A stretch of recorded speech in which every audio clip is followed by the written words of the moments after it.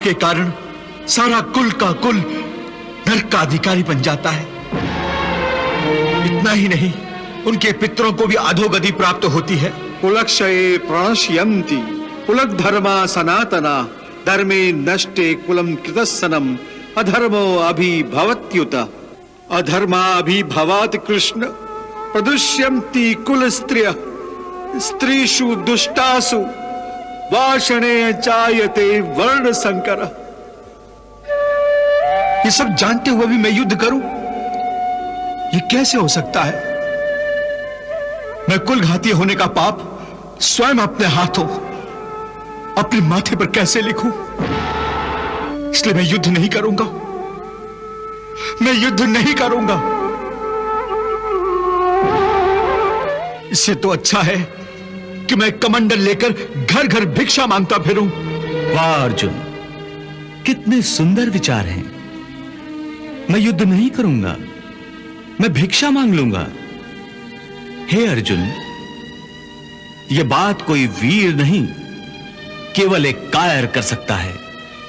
क्या तुम अपनी कायरता का प्रदर्शन करने के लिए इस युद्ध भूमि पर आए थे? क्या इसीलिए तुमने भगवान शिव से पाशुपतास्त्र ग्रहण किया था? क्या वर्षों घोर तपस्या करके अपने पिता श्री देवराज इंद्र से तुमने दिव्यास्त्र इसलिए प्राप्त किए थे? क्या तुम्हें अपनी माता कुंती का अंतिम संदेश याद नहीं कि जब भी मेरे सम्मुख आओ तो विजयी बनकर आओ और अपने माथे पर कौरवों के रक्त से विजय तिलक लगा कर आओ?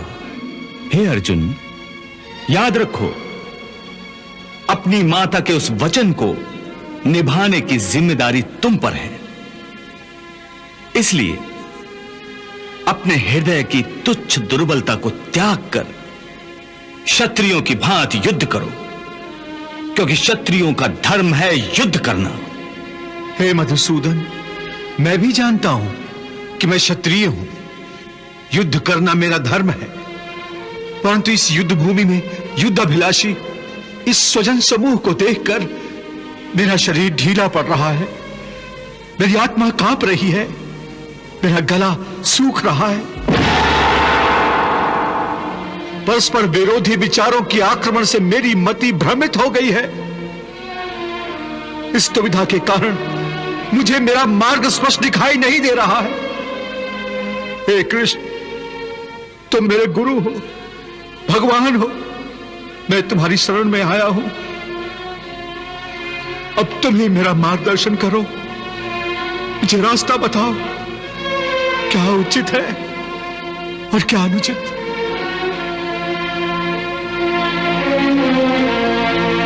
वाह अर्जुन वाह, एक सांस में तुम ज्ञान की बड़ी बड़ी बातें करते हो और दूसरी सांस में अपने को शिष्य मानकर मुझसे ज्ञान और मार्गदर्शन की याचना भी करते हो। हे पार्थ, तुम्हारा ज्ञान अधूरा है और अधूरा ज्ञान दो धारी तलवार की भांति होता है, जो अधूरे ज्ञान देने वाले और लेने वाले दोनों को काटती है।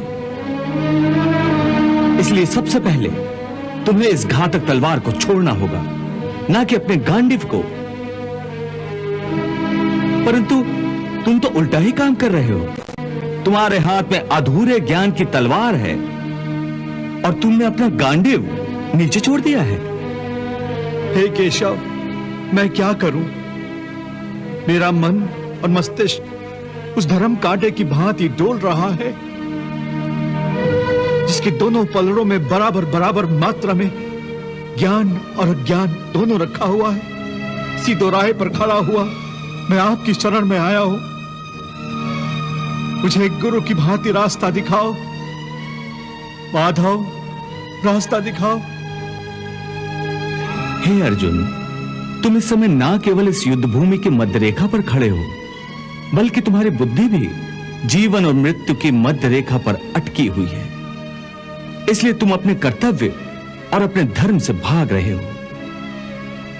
परंतु अपने कर्तव्य से यूं मुंह मोड़ने से या इस युद्ध से विचलित होने से विधि का विधान नहीं बदलेगा, क्योंकि विधाता का निर्णय अटल और अचूक है।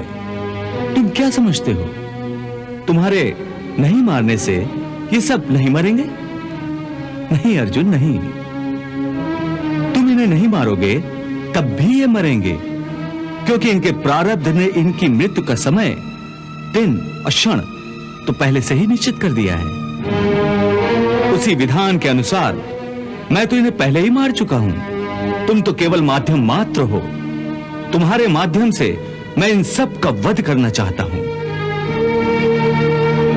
तुम इसे अपना कर्तव्य समझो या प्रारब्ध, तुम्हें इन सब का वध करना ही है।